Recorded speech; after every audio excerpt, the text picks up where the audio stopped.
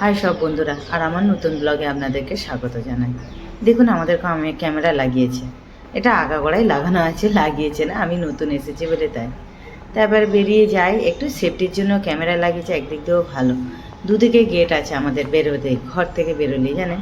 এদিকে এই গেটটা না কদিন বন্ধ ছিল, দরওয়ান ছিল না, তাই ওই জন্য উঁকি মেরে দেখছি খোলা আছে কি না। এটা হলে সামনে, আর ওইটা হলে একটু ওই দিকটা ঘুরে যেতে হবে। তারপরে কি এইটা দিয়েই গেলাম, বলি যাই। আর গরম পড়েছে বিশাল, এখানে লু গরম বইছে জানেন। আর ওই ফুচকাটা দেখো না কি সুন্দর গাড়ি চালাচ্ছে, ওকে বলছে পারে, তোর গাড়িটা তো খুব সুন্দর। তো গেলাম, দেখলাম হ্যাঁ দরওয়ান আছে, দরজাটাও খোলা আছে। তো এইটা দিয়েই বেরিয়ে গেলাম। বেরিয়ে গিয়ে তারপরে রাস্তায় এলাম। আর এখানে চারিদিকে শুধু নিম গাছ নিম গাছ। এখন কচি কচি পাতা বেরিয়েছে, ফুল হবে, এখন গন্ধে মোমো করবে জানেন। আমাদের গুজরাটে কিন্তু এই আমি এলাকাটায় যাই যেখানে আছি, ওই রাস্তার ওপারেও শুধু নিম গাছ, দুটো একটা তার মধ্যে ফুল গাছ আছে, এমনি নইলে সব নিম গাছ। তাই আমি একটু ছাতু আনতে যাচ্ছি জানেন বন্ধুরা। ওই ছাতু ছাতু মানে ছোলা ভাজা দিয়ে এসেছি দোকানে, তো আনতে যাচ্ছি। কদিন এখানে না ছাতু পাওয়া যায় না, সেই জন্য আমি ভাঙিয়ে নিই। তো 1 কিলো দিয়ে এসেছি, আনতে যাচ্ছি। এই যে দোকানে এসে গেলাম, সঙ্গে সঙ্গে আসতেই দিয়ে দিল। আমি আবার দেখলাম জিরেগুলো কেমন। এখানকার লোকেরা জানেন সব ওরা গোডাউন গস্ত করে রেখে দেয় সারা বছরে, হলুদ নুন লঙ্কা ধনে সব পিষে রেখে দেয়, এই জন্য এ পিষে রাখছে। এর কাছ থেকে আমি হলুদটাও নিয়ে যাই, খুব ভালো লাগে। আর ধনে ফনে আমি ঘরে নিজেই পিষে নিই, ওই জন্য আর এখানে আমিও কিন্তু কিনি।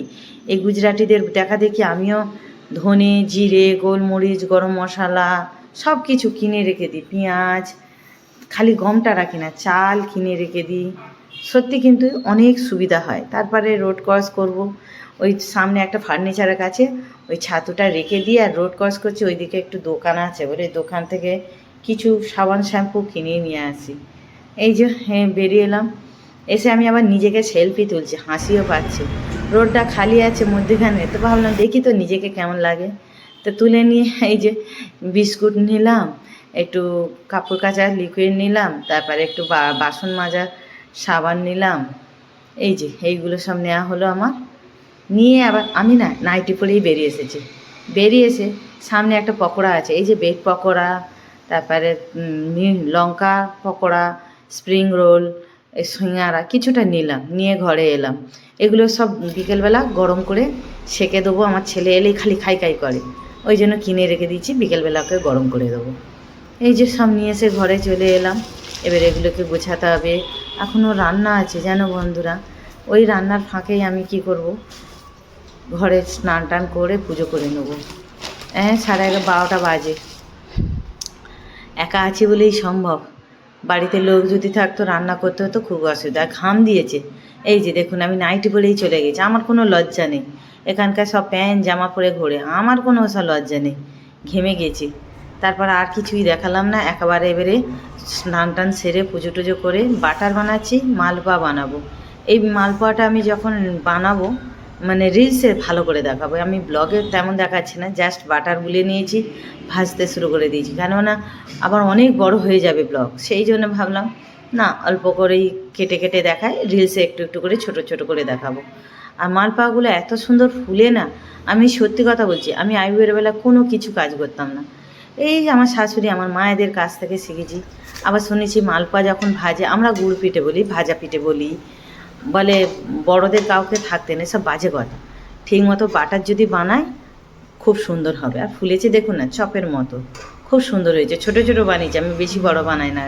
চলো আমার মালপোয়াটা তো রেডি হয়ে গেছে, এবার মাছ ভাজবো। বিকেলবেলার জন্য খানিকটা কাজ কমিয়ে রাখছি।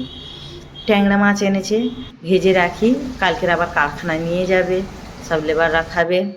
দারুণ হয়েছে বন্ধুরা, হেভি হয়েছে, ভেতরে একটু গুল্লি হয়নি, কিচ্ছু হয়নি, এত সুন্দর হয়েছে। সবাই ছোটো ছোটো বানিয়েছি, কিন্তু দারুণ হয়েছে খেতে। খিদে পেয়েছে জানে, এখন 2টো বাজে, এখন ভাত গরম হয়নি আমার, মাছ ভাজছি, মাছের ঝাল হবে। একটু কাজ এগিয়ে রাখি, বিকেলবেলার পরে একটু যদি আরাম পাই। তা চলো, এখনও অনেক কাজ বাকি আছে, কাজ করে নিই। তোমরা হয়তো বিশ্বাস করবে না, এই দেখো ভেতরে কিচ্ছু নেই, এত সুন্দর হয়েছে দেখতে পাচ্ছ। আর না বেশি মিষ্টি না কিছু, আর মৌরিগুলো একটু একটু করে গালে পড়ছে, এত সুন্দর খেতে হয়েছে। বেশিরভাগ চাল দিয়েছি আর ময়দাটা একটু কম দিয়েছি, আর গোলমরিচ গোলমরিচ নয়, এলাইচি। অসাধারণ হয়েছে, আপনারা এইভাবে বানিয়ে খাবেন। আর আমি একটু এই দিকটা এসে দাঁড়িয়ে আছি, তুলসী গাছগুলো ওই ব্যালকনি থেকে একটু গাড়ি যাচ্ছে দেখছি। ওইগুলো তারে জালি দিয়েছে কেন জানো, এখানে প্রচুর পায়রা, সেই জন্য দিয়েছে। একদিক দিয়ে ভালো হয়েছে, নইলে বড্ড নোংরা করে। মাছের ঝালটাকে এই যে মশলাটাকে কষতে দিয়ে খাচ্ছিলাম মাছের ঝালটা। এবার মশলাটাও পুরোটা দেখালাম না, ওই পেঁয়াজ আদা রসুন দিয়ে করছি। এই যে মাছও আমার রেডি, বিকেলে রান্না একটা তরকারি রেডি করে দিয়েছি। বিকেলেও রান্না আছে, নেই যে তা নয়। এই যে এটা হচ্ছে রাতের রান্না, রুটি করেছি, ছেলেটাকে থালা সাজিয়ে দিচ্ছি, মালপোয়া, তারপরে একটু সাদা আলুর তরকারি আর ডিমের পোচ, আর আমার কর্তার জন্য ভাত। খালি ওই মাছের তরকারিটাই করেছি। তা আজ আমার ব্লগটা কেমন হলো একটু কমেন্ট করে জানাবেন। ভালো থাকবেন, সুস্থ থাকবেন। টাটা, শুভ সকাল, বাই।